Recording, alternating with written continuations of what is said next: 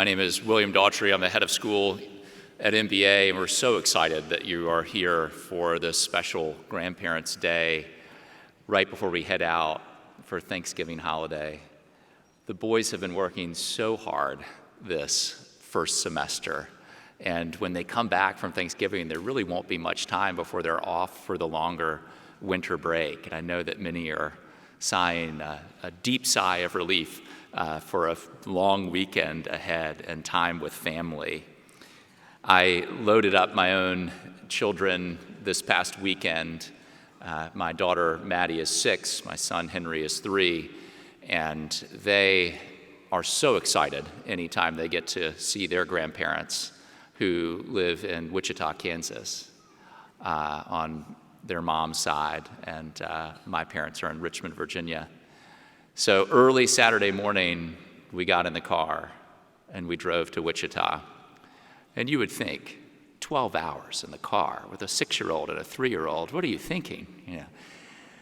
These kids were delighted to be up and were so eager to get to Wichita to see Nanny and Poppy.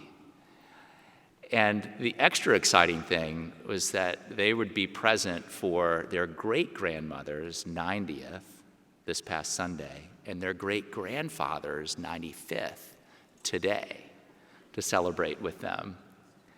I'm so happy that they have in their lives family who can share in the joys of their childhood and who are there with them throughout.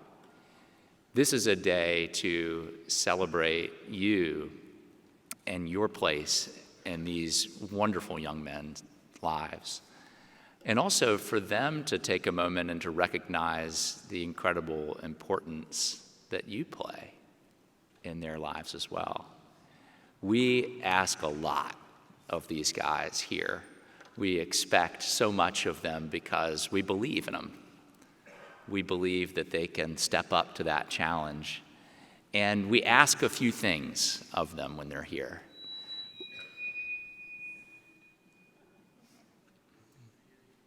Am I good? Yep. One of the things that we ask is that they just be present right here in the moment. So much of life these days is fast and looking ahead to the next thing, what we might accomplish so that we can get to the next objective.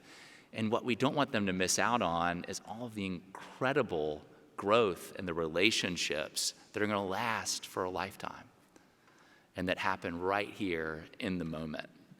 And we also want them to not just look for the right answer, though that's important, but instead to figure out how to ask really good questions. That the sign of having been educated and learned things is you learn how to get your way in and out of novel and new, complex moments and ideas because you have good questions to ask whenever you meet those moments and those challenges. And we also ask that they are patient with themselves, but also persistent. They can tell you already, I'm sure, stories of just this year where they have taken a test or been in a competition or a moment when they've said, woo, that was a lot harder than I thought it was going to be. I don't know how well I did. Or maybe even, I think I failed that. And to stick with it, to stay through so that they can see in themselves what's possible. And what makes it possible here are incredible teachers and mentors who come alongside these boys and help them to see what's possible in themselves and encourage them along. And we're fortunate to have you there in the background, on the phone or around the dinner table, helping to give those same messages to them. I wanted to share with you a passage from a book that I read a number of years ago. The former school where I worked, a department chair for English, had shared this book with me right after he had lost his father. And I, in turn, gave this book to my father, and we enjoyed knowing that the other was reading it. It's by Daniel Mendelsohn. It's called An Odyssey. And Daniel Minison is an author and also a professor at Bard College. He's a classics professor there. And he teaches a course on the Odyssey each year. And one year, his father joined him in class. And you can imagine what that was. So he tells the story of his father in the class with these 19, 20, 21-year-olds. And it's delightful. And if you have a chance to pick it up, I encourage you to read it. But there's one moment. They go on a cruise in the Mediterranean where they're following the passage as it is told in the epic. And they reach Calypso's cave. And they're going to go tour Calypso's cave. And Daniel says there's one big problem with this. He's horribly claustrophobic. So much so that even at the amusement park, his 6-year-old son was comforting him when they went through a tunnel. So the thought of going into Calypso's cave was horrifying. So he did not intend to go, and he wanted to stay back. But his father convinces him to go along. So here's the passage. We pulled up at the site, and everyone got out of the bus. We were standing on the brow of a brown, lifeless hill. Scrub clung to the dung-colored dirt like scabs to diseased skin. A narrow stair descended steeply from where we were standing to an uneven, rocky surface 15 feet below. Below the face of the cave looked like a sheer wall of stone with a low, dark cleft in the middle. It was clear you'd have to stoop to get in. A few passengers had already made the descent and were disappearing into the cleft. The boy I'd seen on the first day, the one who declared that Homer needed an editor, had just entered, along with a taller kid who must have been his brother.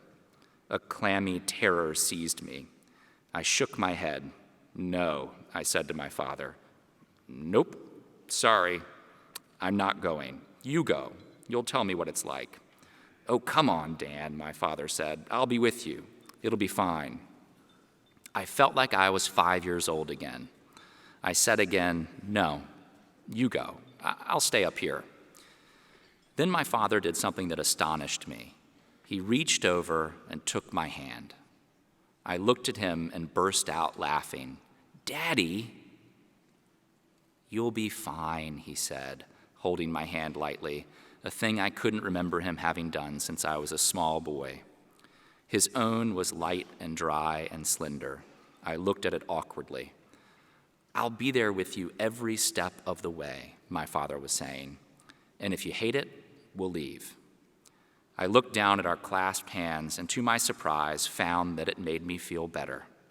As I looked around to see if anyone was watching, I realized with a complicated feeling of relief that whoever did see us would assume that I was leading my father by the hand.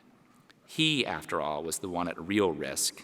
He was the one who was terrified of falling. And so it was that I visited Calypso's cave with my father holding my hand. He held it as we made our way gingerly down the stairs. He held my hand as we crouched down low to squeeze through the opening. He held my hand as we shuffled around inside, my heart thumping so hard that I was surprised the others didn't seem to hear it. Held my hand as I said firmly that no, I didn't want to go through a passageway in the center of the rock to see the spectacular views of the bay below, visible from the other side of the cavern. Held my hand as I shuffled at last out into the dry, hot air, not even bothering to conceal my panicked haste. Only after we reached the top of the stairs again and started walking toward the waiting bus did he let go of my hand. You okay, Dan? I grinned shakily. Then he looked at me and said, You did good, Dan. I know that these boys will have in their lives memories of their parents, of their grandparents, of their family, of seeing them through, of helping them to see what's possible in them, and to learn along the way. Now, here's the moment of the story that I think is truly incredible. They're back on the cruise after this moment. And the director says, You survived. knowing that he was claustrophobic. The others around him, of course, thinking, the bold professor. What do you mean he survived? This is his thing, his element.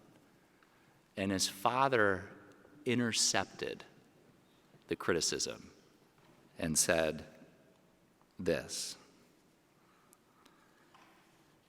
"We had a great time," he said loudly. I looked over at him, but he was leaning forward, facing into the ragged semicircle of armchairs like a teacher addressing a study group. "I didn't want to go," my father said to them. "The stairs are hard for me. I thought it would be too much for me physically, but Dan helped me, and I'm glad I went." Thank you so much for being here. We are in the fortunate position of being able to hear from our orchestra, so I'd like to invite them now to kick off today's session. Welcome.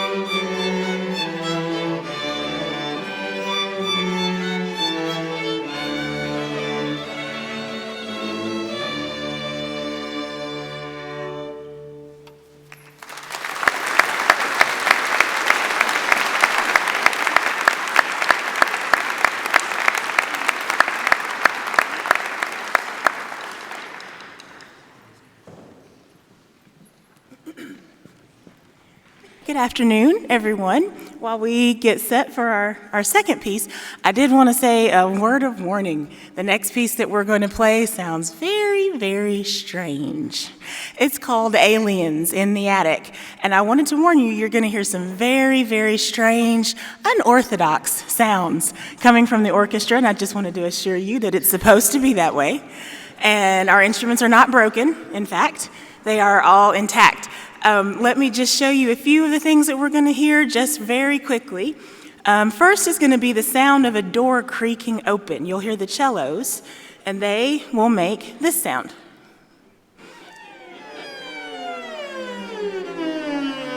Right, that's why I had to warn you first.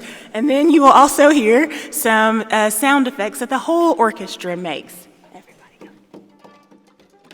They're not having a temper tantrum. This is part of the song, I assure you. And then, since the song is called Aliens in the Attic, we do have a resident alien with us. His name is Finnegan Boyd. He is our alien. So you will hear him making this sound. There he is. There's the alien. So, just a word of warning, if you hear any of these sounds in your house while you've probably got people over, it might be a sign that you might have aliens in your attic. Hopefully you never hear this at your house. Please enjoy.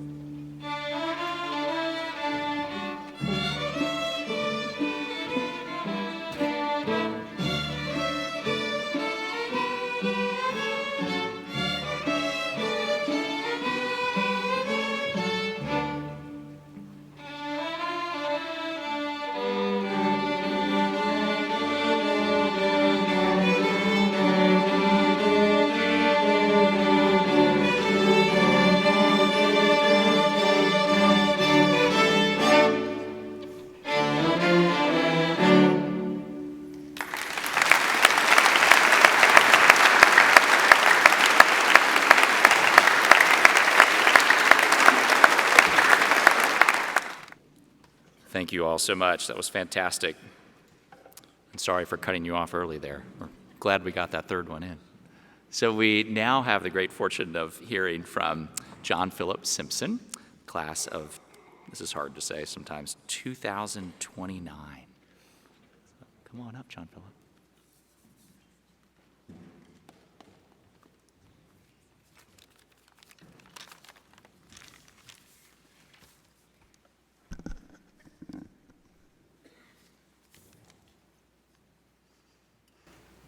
Hello, my name is John Phillip Simpson, and I'm a 7th grader here at MBA.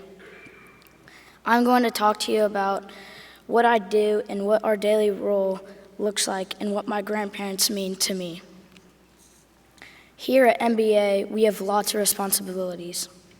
We are busy with our homework, our sports, or other activities, and we do our best to help MBA.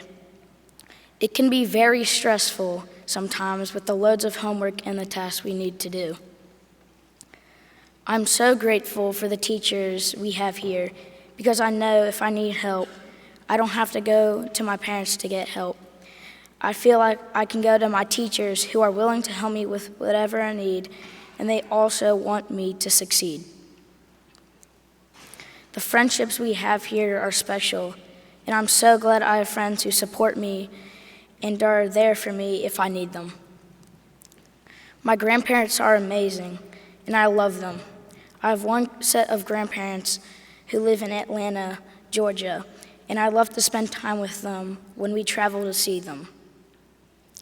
Their names are Papa Joe and Nana.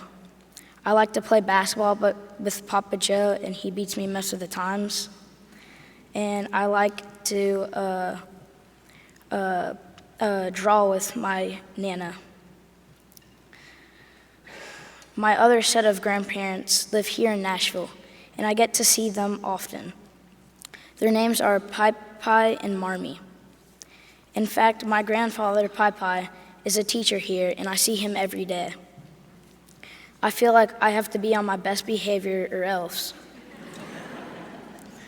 One of my favorite memories with Pai Pai is going on a hayride when I was 6, and he pulled me with his lawnmower.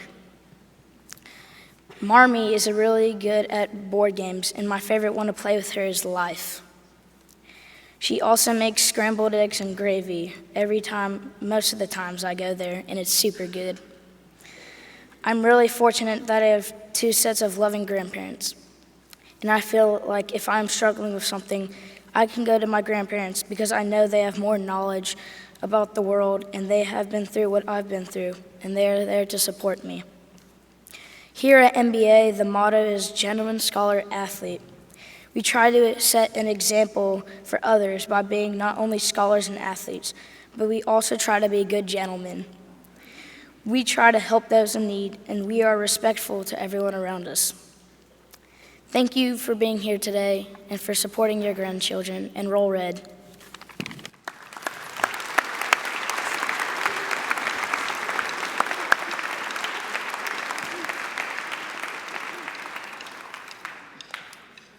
And now the Cardinal Band.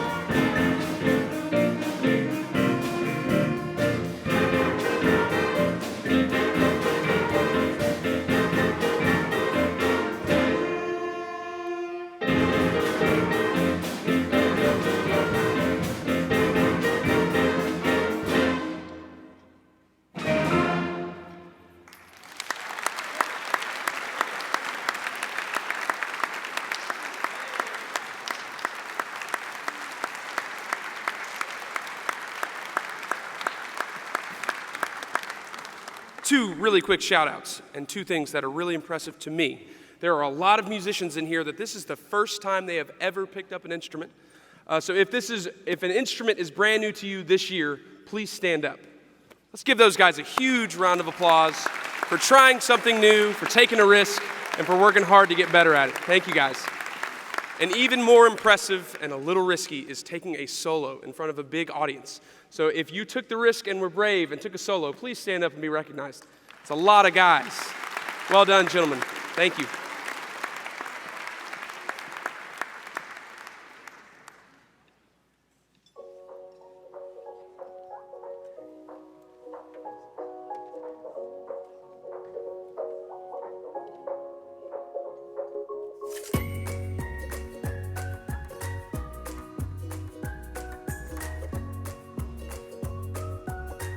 So at one of my grandparents' house, there's a lot of junk food and sodas. Usually my mom didn't let me have like too much junk, but when we went over there, we just exploded with sugar. Me and my grandpa, we both have big sweet tooths. And so my grandma had gotten mad at us for getting into the pie. However, that night he woke me up when we were all asleep and he said, "Hey, let's go have some pie." And we walked down and we got our pie. I remember every Thanksgiving, Papa, he chases me with the turkey leg, like a physical turkey leg, after he carves the turkey. One of my family friends brought over deviled eggs, and my grandmother brought over deviled eggs, and she's super competitive, so she kept asking, whose is better? So a couple years ago, I went to my grandparents for Thanksgiving, and the whole family was there, and my grandma decided it would be a good idea to just sit back and watch as she let all the grandkids cook.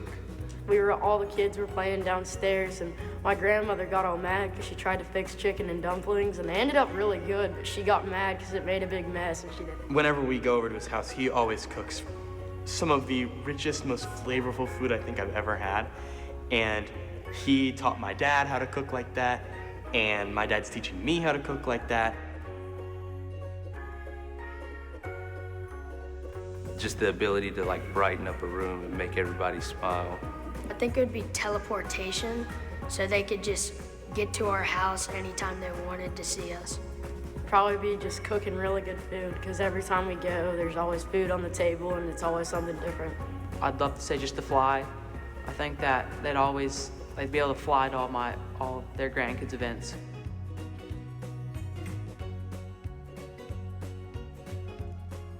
But I wish my grandparents knew how to work technology.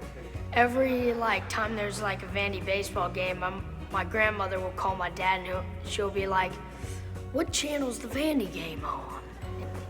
I wish my grandparents could ride in roller coasters and go-karts and run around without having to stop every second. My Mimi, every single time I have to show her how to screencast her phone to the TV. I've written it down, I've explained it to her countless times. But I'm happy to do it for her. Making sure that they hit the send button. They always forget to do that.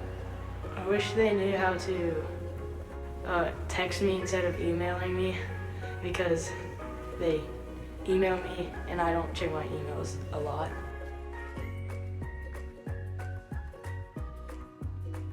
And it seems like they always know when something's wrong or when they need to say something. Like I'll just get random texts or calls from them that always cheer me up. It makes me feel great. They're just there whenever I need them, and they're loving. They're funny and they're kind. My grandparents are really good gift givers, so every time I see them, I will not be disappointed if they give me a gift. They're very kind, caring, funny. They're very sporty. One of them makes a mean fudge cake, which is awesome. They're tough love, because that tough love kind of instilled in my parents to do the same thing with me. My grandparents made my parents do a lot of chores, and now I don't do as much chores as they did. Whenever I want to go fishing or talk about fishing, my parents are not really big into fishing, so I can always talk to Papa about it. They're caring, they bring you up, and they're just awesome people. It's great that we have grandparents because it's just somewhere else to go that feels like home, that's not home.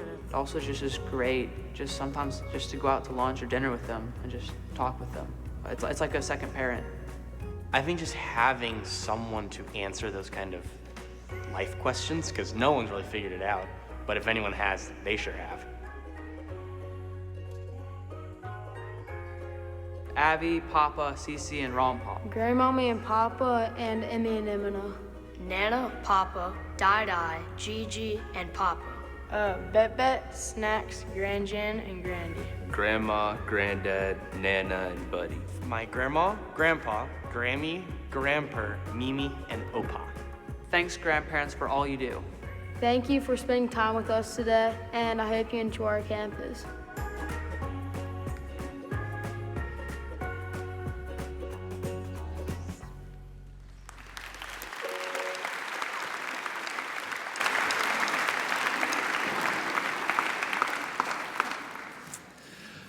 I'm delighted now to introduce Peggy and Dudley Richter, proud grandparents of Cole Tomachek, who is in the 8th grade. The Richters are graciously serving as the Grandparent Chairs of the NBA Fund this year. Together, they embody the spirit of our school community, fostering a nurturing environment for all of your grandsons' growth and education. Welcome, Peggy and Dudley.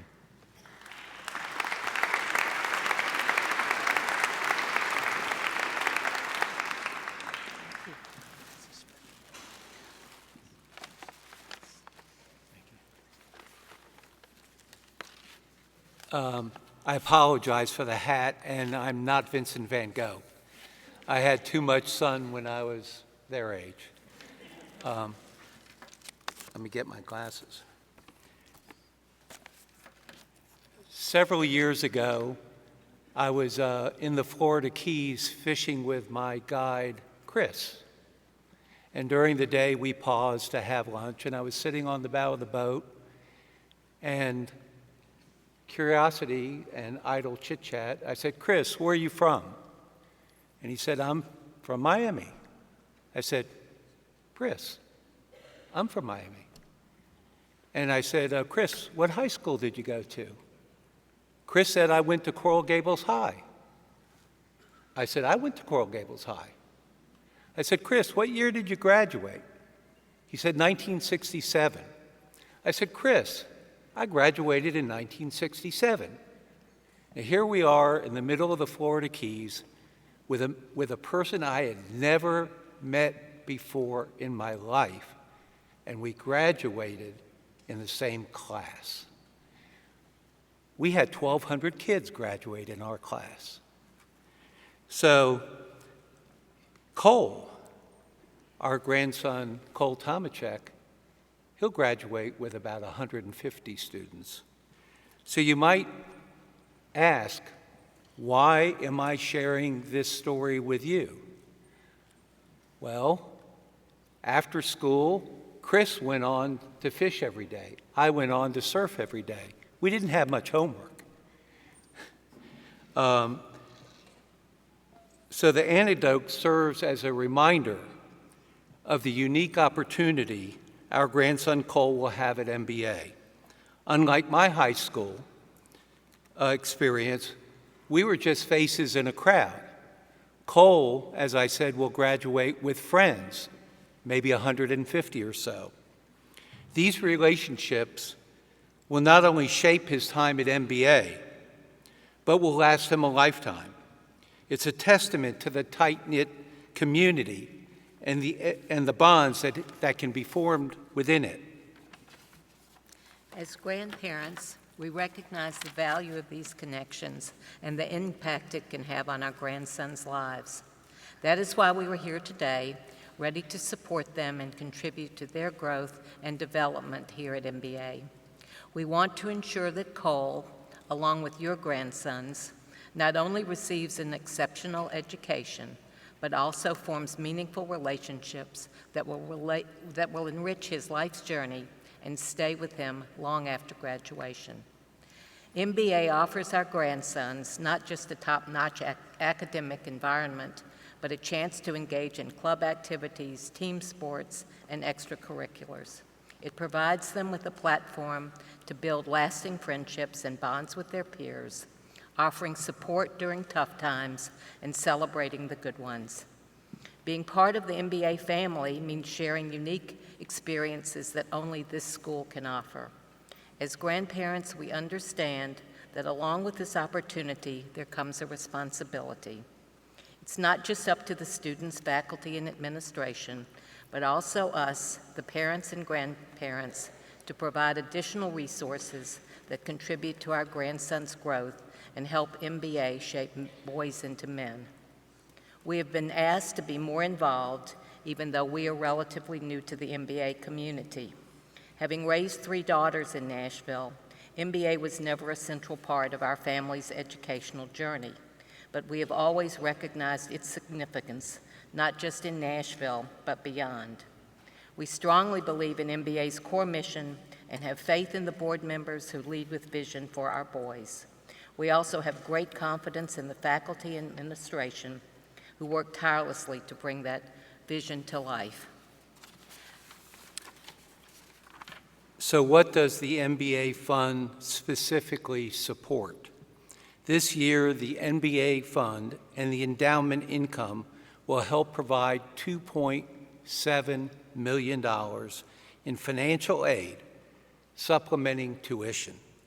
Further, the fund supports faculty salaries and professional development, extracurricular activities, athletics, international exchange programs, and technology resources, as well as other activities in the areas in music, which you heard, art, theater, debate, just to name a few.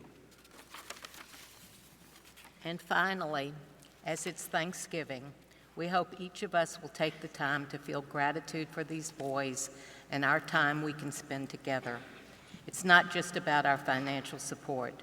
Rather, it's savoring our special opportunity to give of ourselves and share in their infinite possibilities. We wish you and your family a Thanksgiving filled with blessings.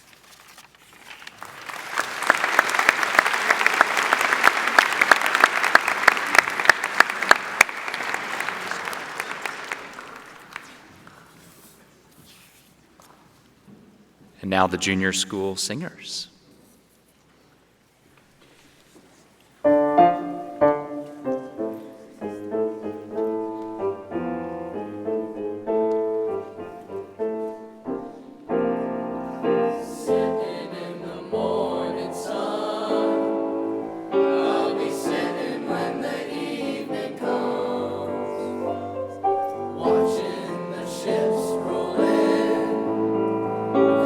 Watch them roll away.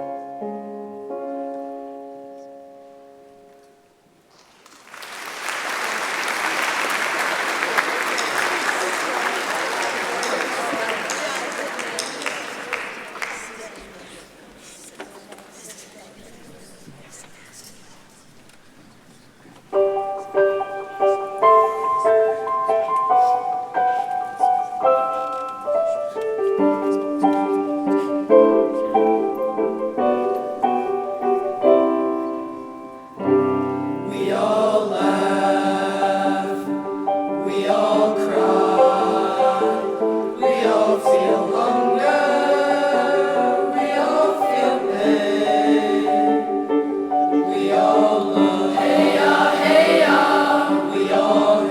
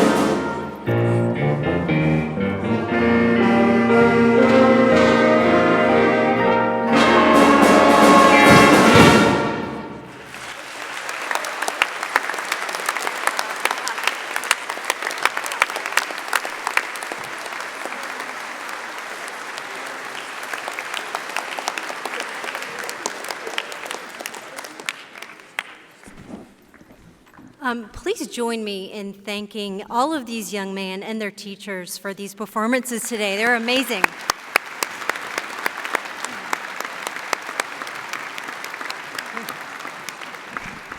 Hi, my name is Susan Cobb. I'm the director of the junior school, which is 7th and 8th grades here at MBA. Once again, we just want to welcome you, and I want to extend that on behalf of all of our junior school faculty and our students. We appreciate you making the time to be here. We know this is a special day for you to get a little glimpse into what your grandson does on a daily basis. And what we hope you take away today is just really understanding the investment of time and energy that these young men give on a daily basis, but also their teachers and their coaches. And so I encourage you, if you run into some of those adults around campus, to say hi. They pour themselves into these young men every day to give them the experience that they have, and we are grateful for that. So we know that you are so proud of these young men, and we are too. So I want to dismiss you to get together with them, to take time to look around campus. In your wanderings around campus, I want to point out a couple of important things to you. First is in this building, along the ramp where the boys were lined up when you entered, that is actually also a gallery of art. There are a number of portraits hanging there, self-portraits made by the boys. Also in the Davis building, that is the building that houses all of our arts programs. There is a gallery on the bottom floor, the floor where you enter, full of their artwork. So we know you will enjoy seeing that. Please take time to look around campus, especially want to invite you into the Massey building, which is our hub of junior school activity, also the Ingram Science buildings, and wherever else your grandsons may choose to take you today. It's a big place, and we really hope you enjoy it. Before you begin on that tour, please stop by the reception out in the entryway here for a few light refreshments, and we just look forward to having you here for this afternoon, and thank you again for coming, and have a wonderful holiday.